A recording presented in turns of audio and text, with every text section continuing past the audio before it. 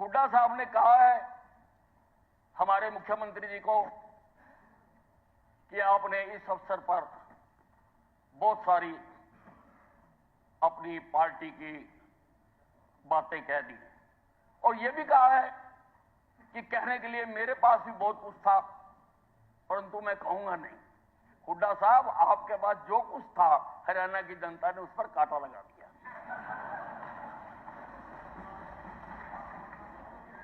कांटा लगा दिया और प्रजातंत्र में हाँ वही मैं आप पर कितनी बार कांटा लगा? मैंने कहा तो जवाब दे रहा हूं। बस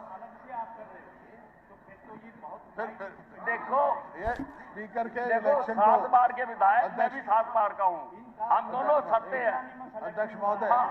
अध्यक्ष महोदय, अगर ये आपके चुनाव को विवादित बनाना चाहते हैं तो हम वॉकआउट कर जाते हैं। ये कोई तरीका है इनका? आज का हम आपकी बात विषय कर थोड़ा रहे हैं, विषय सीमित रहे, कोई विषय पर सीमित रहे। पत्र पढ़ रहा है, हुड्डा कोई साहब- पीछे की बात कर रहा है। हुड्डा साहब, वर्णन आपने किया। अगर अध्यक्ष महोदय वो आपने जाएंगे किया। तो इनका क्या व्यवहार रहा स्पीकर के साथ, वो पुराने स्पीकर बता देंगे। हुड्डा ऐसा साहब- व्यवहार नहीं करना चाहिए किसी को जो इन्होंने किया।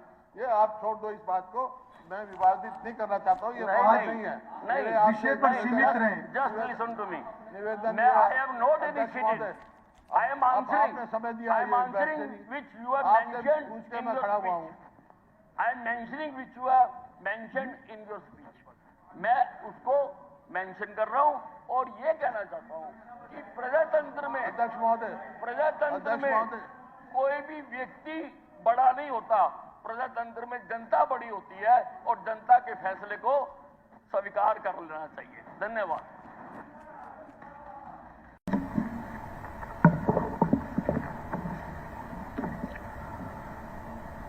सदन के नेता माननीय मुख्यमंत्री जी, सभी दलों के नेतागण व सभी सम्मानित सदस्यगण, 15वीं विधानसभा में चुनकर आने पर आप सभी को बधाई व शुभकामनाएं देता हूं और आप सभी ने अध्यक्ष पद के लिए मुझे निर्विरोध चुना, उसके लिए आप सभी का हृदय के अंतःकरण से आभार भी व्यक्त करता हूं। माननीय सदस्यगण, ये महान सदन प्रदेश का भविष्य तय करता है। सभी निर्वाचित सदस्य लगभग 3 लाख लोगों का प्रतिनिधित्व करते हैं तथा उनके हितों के प्रति पूर्ण रूप से उत्तरदायी हैं। संयुक्त रूप से हम सब के ऊपर प्रदेश को आगे बढ़ाने तथा प्रदेश के 3.25 करोड़ हरियाणा वासियों को सामाजिक व आर्थिक रूप से सशक्त करने की जिम्मेवारी है। इसलिए हम सबका यह दायित्व बनता है कि संविधान के अनुरूप हम जन कल्याणकारी नीतियां लागू करें तथा अच्छे व सुदृढ़ कानूनों का निर्माण करें। सदस्यों की राजनीतिक दलों के नाते विचारधारा भिन्न हो सकती है, परंतु हम सबका उद्देश्य एक ही है, अपने लोगों की खुशहाली, उनके हितों की रक्षा तथा अपने अपने क्षेत्र व पूरे प्रदेश का विकास। सदन की कार्यवाही सुचारू रूप से चले, ये जिम्मेवारी भी सत्ता पक्ष व विपक्ष सभी की सामूहिक होती है। मैं सभी माननीय सदस्यों से आग्रह करूंगा कि संविधान के अनुच्छेद 208A के अधीन जो प्रक्रिया व कार्य संचालन संबंधी नियम बनाए गए हैं तथा जो स्वस्थ संसदीय परंपराएं स्थापित की गई हैं, उनका पूर्ण रूप से पालन करें। आज मैं विशेष रूप से नारी शक्ति का अभिनंदन करना चाहूंगा, क्योंकि आज पिछले टर्म के तुलना में अगर हम देखें तो आज ज्यादा महिला विधायक यहां पर चुनकर आई हैं और ये कहीं ना कहीं एक समाज के अंदर एक अच्छा बदलाव हम इसको कहेंगे। और इसके साथ साथ मैं विशेष रूप से पहली बार इस महान सदन में चुनकर आए सभी नए सदस्यों को शुभकामनाएं देना चाहूंगा तथा उनसे ये अपेक्षा भी करूंगा कि वो वरिष्ठ सदस्यों का मार्गदर्शन प्राप्त करते हुए विधायी कार्यों में रुचि लें तथा हर विषय का गहनता से अध्ययन करें। डॉक्टर राजेंद्र प्रसाद जी ने 26 नवंबर 1949 में संविधान सभा के अपने समापन भाषण में कहा था कि वो लोग सौभाग्यशाली होंगे जिन्हें संविधान संचालन का अवसर प्राप्त होगा। माननीय सदस्यगण, सरकार की नीतियों व कार्यों पर सहमति या असहमति प्रजातंत्र का एक खूबसूरत पहलू है, परंतु असहमति केवल विरोध के लिए न होकर तथ्यों पर आधारित होनी चाहिए। सदन में अकारण गतिरोध पैदा न हो, यह चिंता हर सदस्य की होनी चाहिए, ताकि सदन की कार्रवाई का एक एक मिनट जन कल्याण व प्रदेश की उन्नति को समर्पित रहे। लोकतांत्रिक व्यवस्था में विधायिका का एक बहुत महत्वपूर्ण स्थान है, जिसमें एक ओर कानून बनाए जाते हैं, वहीं दूसरी ओर सरकार के कामकाज व व्यवस्थाओं पर निगरानी भी रखी जाती है। उसके लिए प्रश्न पूछने, विभिन्न प्रस्ताव लाने व चर्चाओं में हिस्सा लेने के साथ साथ विधानसभा की विभिन्न समितियां बहुत प्रभावी व लोकतांत्रिक डिवाइसेस के रूप में हम सभी सदस्यों को उपलब्ध हैं।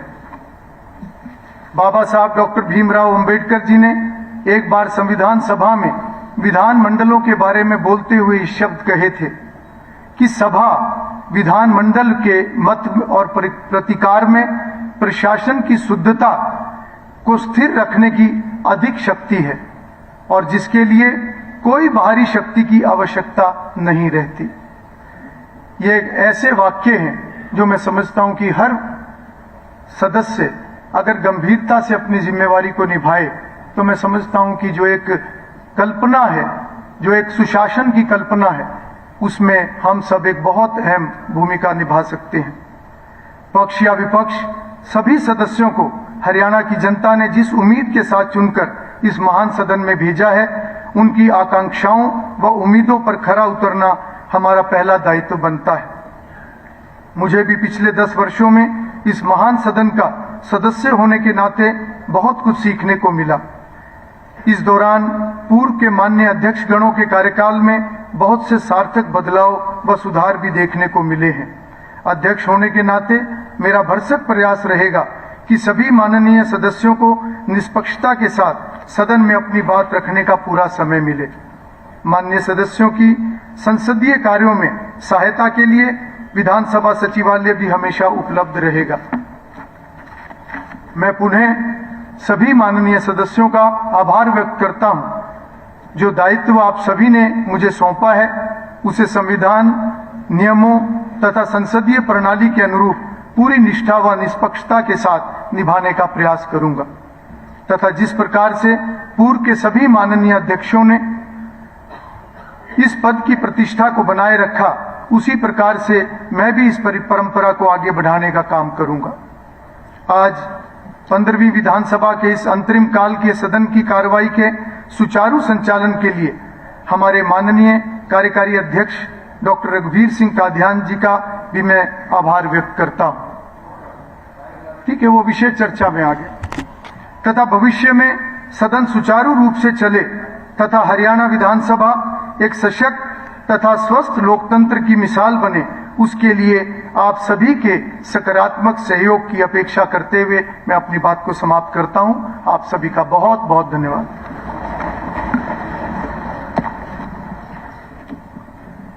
माननीय सदस्यगण, अधिकारीगण, पत्रकार बंधु एवं माननीय सदस्यगणों के पारिवारिक सदस्य, आप सभी आज मेरी तरफ से हरियाणा विधानसभा की लाइब्रेरी के नजदीक प्रांगण में दोपहर भोज के लिए सत्र के उपरांत सादर आमंत्रित हैं।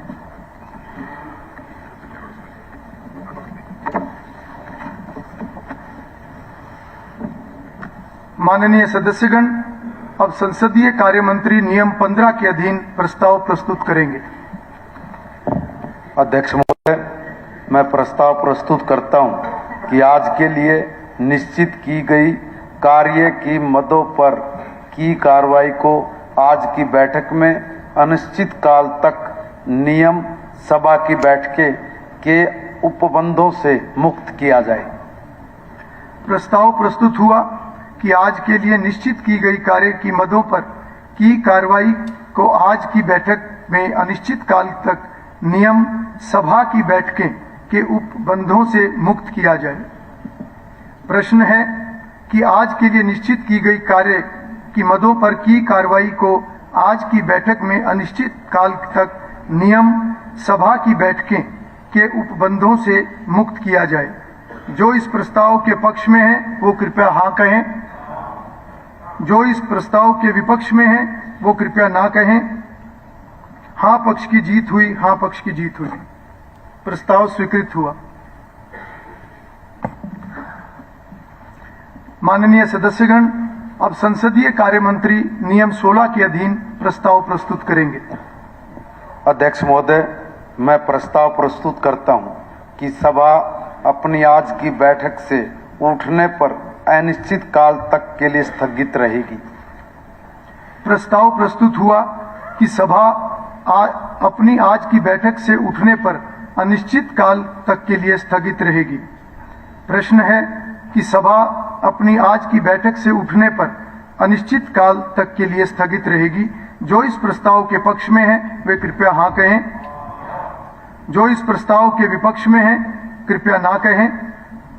हाँ पक्ष की जीत हुई, हाँ पक्ष की जीत हुई। प्रस्ताव स्वीकृत हुआ। मैं श्री हरविंद्र कल्याण विधायक को सर्वसम्मति से अध्यक्ष पद के लिए निर्वाचित घोषित करता हूं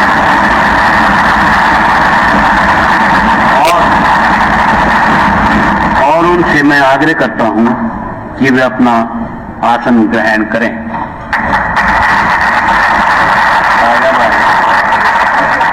सारी सर्विस बजा दी भाई पूरी।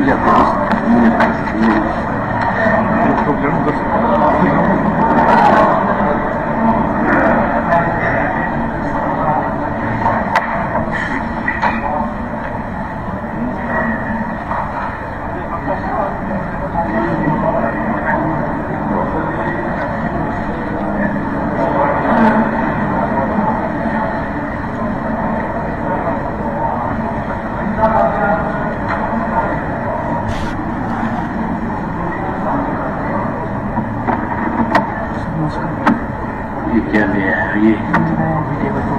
ठीक, बाद में रख दिया।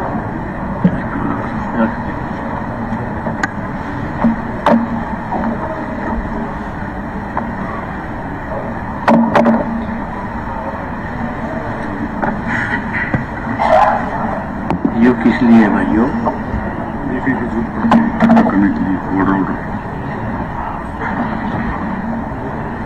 आइए, वेलकम, स्वागत है आपका। बहुत बहुत प्रणाम। ले बजाना है, पकड़ना कुछ की बात के लिए बजाना है, पकड़ना पकड़ना नहीं, वो भी गाइड आप ही करोगे। मुख्यमंत्री जी तो आ जाओ। बधाई यादव, बहुत बहुत बधाई। बहुत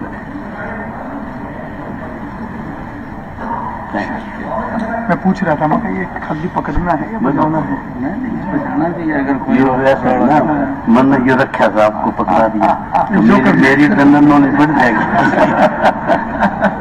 थैंक यू, बहुत बधाई। अच्छा सेन साहब, बहुत धन्यवाद साहब।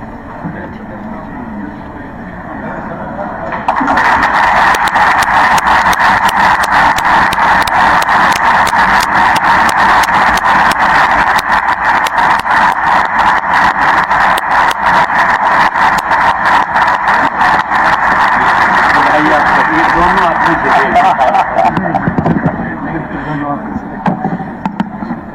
बहुत बधाई। ये देखिए, बहुत बहुत बधाई।